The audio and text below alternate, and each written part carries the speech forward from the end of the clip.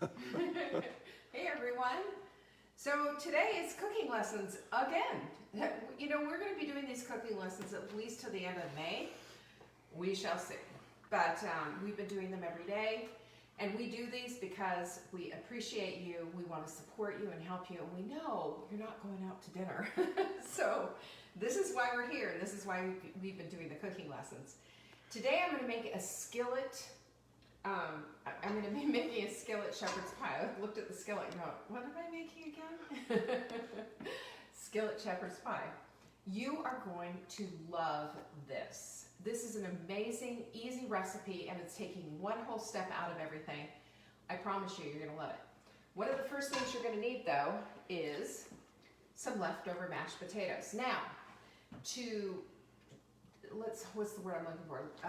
Minimize the carb impact on this. You can do half with cauliflower. It will still work, but you really do need the mashed potatoes in there to kind of hold the whole thing together. Otherwise, I'm afraid the cauliflower will just kind of slop everywhere. You could even do a ratio of 2 to 1 if you wanted with the cauliflower.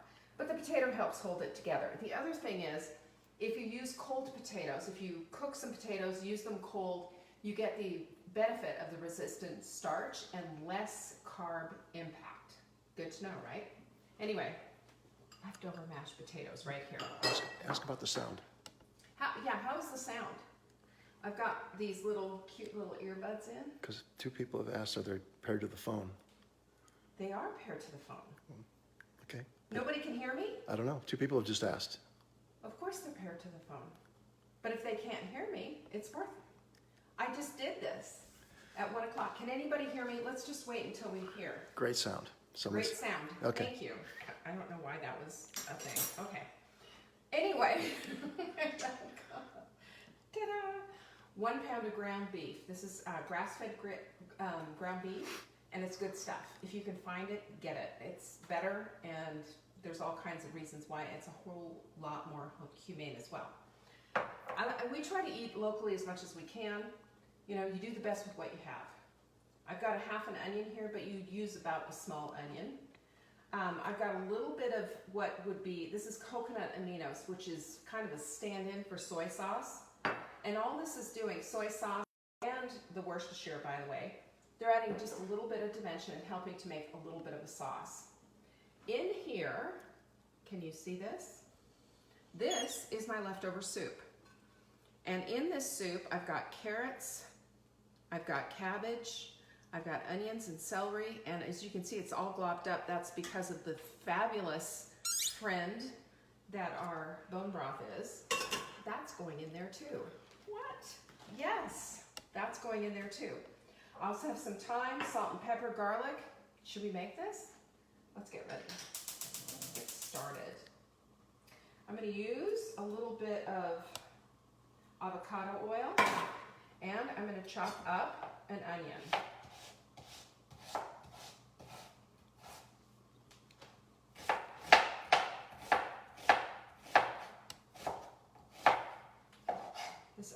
By the way, as I'm using this knife, it needs sharpening. It is not sharp enough. I will talk to my sharpening guy about that. That would be you. It is not sharp enough. It's okay. We don't need to do it now. I'm just saying, in the scheme of things. Now remember, you're always going to want to heat up your skillet before you get started. Because that skillet, you want the sizzle when it goes in there. Otherwise, the food that you put in there just soaks up the fat or the oil or whatever's in there, and you don't want that. You're using it to saute. Saute in French means literally to jump, and that's what we want. We want some jumping action in that pan. So you can always test it too. This is a test. Not ready. You will hear it, but it's not sizzling. So we're going to give it a half a second. What should we do? Should we sing songs, play games? Almost there. Getting there. The sizzle factor. So yeah, that's one of the things you always want to do is get your pan started. Now, there's 2 schools of thoughts on this. Some people get the pan started hot first, then they put in their oil or their butter or their fat or their ghee or whatever it is that they're using. Other people put the, you know, the fat in first and then heat it up. Either way, it doesn't matter. I've never seen the difference, to be quite honest with you. And we have ignition. Okay, so get those onions in. And remember, when you're doing this, what you're doing, when you're doing this, use the back of your knife. It's a tool as well. Don't use the sharp part of your knife to throw it in. Use the back part and it just scoops right in. Isn't that great? Makes it easy. Now we're just going to let these onions get to the place of translucent. That's all. Just translucent. And if you see any onions that didn't quite make it to be chopped uniformly, this is why spatulas are great. There we go.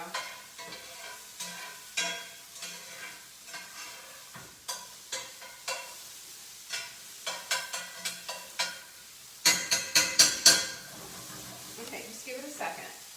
Oops. I need this. I put this over too quickly. Now what I have done here, just so you understand, I have everything here so that I can cook without bouncing all over the kitchen. I would do this even if I wasn't being filmed. This is a French cooking term called mise en place, meaning everything in its place. And what you do is when you're starting to, whatever it is that you're going to cook, you put everything out that you need. Any kind of tool, any kind of food, spice, anything, a cutting board, whatever you need. Because cooking is a whole lot more fun when you're like the mad scientist putting it all together. And it's a real pain in the neck when you're running around trying to figure out, okay, what do I need now? Oh, it's over here. Let me go over here. You feel so ADD and disconnected. This makes it fun. I promise you, this is what makes it fun. Anyway, those onions are doing beautifully. Almost time to add in the ground beef.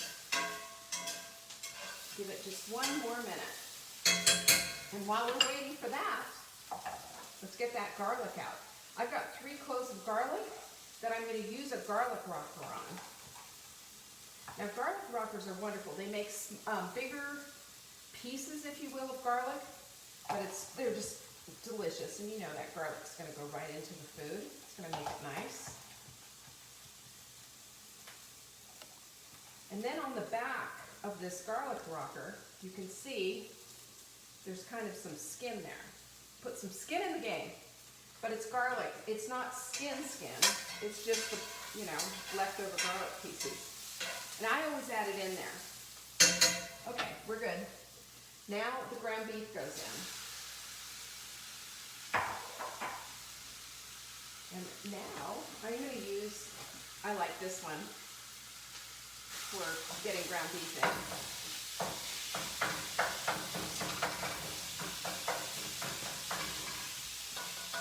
Now, real important, I haven't yet finished all of this, but the salt and pepper portion is important. When you're cooking, you're layering spices all the time. If you neglect to salt and pepper as you go, especially with ground beef and things, you're never going to get your flavor profile right. It needs to cook in as it goes. This is one of the secrets for good cooking. And making everything that you do taste just a little bit better.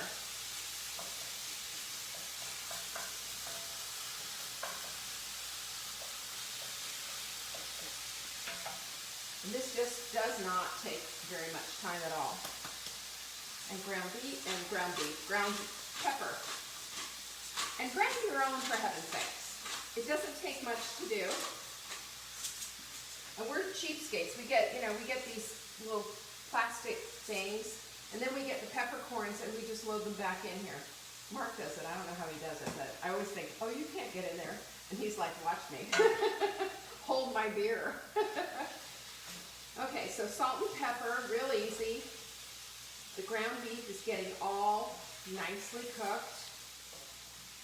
Now, one of the things that I do like to add are baby frozen peas. I like baby peas. Those big peas are big and I don't know, they just don't set me on fire. I like those little baby peas. You can find petite peas, baby peas, whatever. But those work really well in this particular recipe. I just don't happen to have them. You can add all kinds of different vegetables in there. But I have a tendency to stay clear of a lot of stuff that's going to really compete with the flavor. And the corn, to me, just doesn't add. It just kind of tracks. So that ground beef's doing well. Now we're going to go for the thyme. Now I'm going to add probably about a half a teaspoon of thyme to this. And again, one of the things that I always tell you to do is buy whole spices, whole herbs rather, whole herbs. And then those are the leaves, right? And thyme is a plant, it's a leaf, it's not a bark like cinnamon. And then you use your fingers to open it up and get all those essential oils out, and you can smell it. You want to be able to smell it. And I'll tell you something else too, which I will go through. Somebody asked me about cleaning out a spice cabinet. Oh, I've got some things to tell you about that. Probably a blog post coming. But I did one years and years and years ago. I can find it. Let me just say this. If you have those teeny tiny cans, those little tiny cans that your mom used to have, they don't even make those anymore and have it for years and years. So what does that tell you? Probably time to go. If you can open up a spice can or jar or something and you can't tell what it is, your spices are too old. Let's get the garlic in here. Oh, hello, garlic, my friend, my big friend. Doesn't that already look good? And all we have here is ground beef. But it smells wonderful. You can smell the garlic, you can smell the thyme, you can smell the onion, you have all the ground beef in here. The proportions are lovely, okay? Are you ready for the next step? Now normally I would have added just bone broth to this so I could start making a gravy. But because I already had the soup, I went, you know what? That works. So there's my soup. And I'm going to go in here. I want it a little soupy. Get it? Soupy. Soup makes soupy stuff. And I'll just go through and kind of smash up the cabbage a little bit. That's fine. Now, cabbage and potatoes, if you've been to Ireland, that's called colcannon. And it's quite tasty. I was in Ireland and stuck there, if you guys remember the volcanic cloud. I was in Ireland for almost 3 weeks because of that. I didn't hate it. I love Ireland. It's beautiful. You have to speak up. The Emerald Isle. They can't hear me? It's not working. It's not working? Keep going. Oh, man. I'm bummed. This is supposed to be working. Is there an on switch? It's on. Okay. I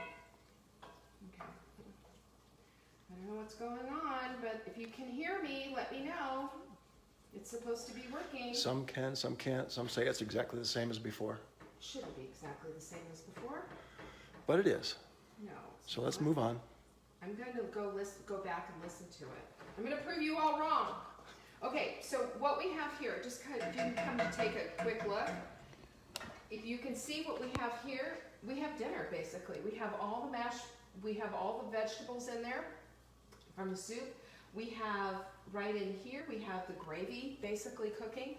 Now, some people will make a roux and make a gravy out of all of this, but I don't feel the need to do that. It's thickening up on its own, and when we add the mashed potatoes, it will definitely thicken up. So now it's done. That's it, it's done. Now we're gonna ice the cake. You ready for this? This is really easy to do. At this moment, when you start to do this, you're gonna wanna put your broiler on, okay? Put your broiler on. And take your mashed potatoes, you should have warmed them up by now. These ones are freshly made, so I don't have to do that. And what we're just doing is basically, it's like frosting a cake. We're putting them on top. And you know, again, perfection is not this side of paradise, so we just don't have to worry about all of that. And if you get a little bit of, you know, gravy or whatever in there, who cares? Nobody cares. You're not shooting a magazine cover. You're making dinner, for heaven's sakes. Okay, almost there. Ta-da! Doesn't that look so yummy? Okay, so it's not perfect. And at this point, now you're going to add just a little bit of cheese. Now I like to blend. I'm a blender. And this shaved blend is really good. It is Assaggio, Parmesan, and Romano. And it has a nice flavor. And I like it, of course, because it has the aged quality to it. So I'm going to put, well, actually I'll put this one first because this one's the melter. So I'll do this without cheese. If you have a cheese issue, no big deal. But just add like a little handful and just get it all around. Again, no need for perfection, but just, you know, make sure that you've got it. Everybody's has a little cheese fun. And then on top of that, just a little bit more. You don't need tons and tons of cheese. I've seen it where people will just like smash pounds of cheese over the top, and that just kind of detracts from it. This is basically just sealing it all in. This is taking the good work and sealing it in. From there, you put it under the broiler. It's already hot and cooked. The broiler is merely melting and browning the top, and that is it. It's probably going to take 5 minutes, but watch your broiler. Always remember this. If you have something under a broiler, you have to watch it like a hawk, because it will go from perfection to burnt crisp in no time. You don't want that. Any questions? No, somebody had a great idea though. What? Jamie Bush, you know how I do the deviled eggs where I put them in a Ziploc bag and cut Yeah. off the corner of it? Oh, yeah. If you're a perfectionist with the potatoes, do a large bag of potatoes, cut the corner off, Do a and pastry bag with pastry it. bag. Yeah, That's a good idea. it's a great idea. Fantastic idea. This also works. And I'm good with this. But this is dinner, and you know what? It makes for fabulous leftovers as well. And I would just invite you to make this. Make yourself a nice big salad. You can throw leftover vegetables in there. You can do anything you want with this. This is a good basic recipe, and I promise you, family's gonna love it. Grab a salad.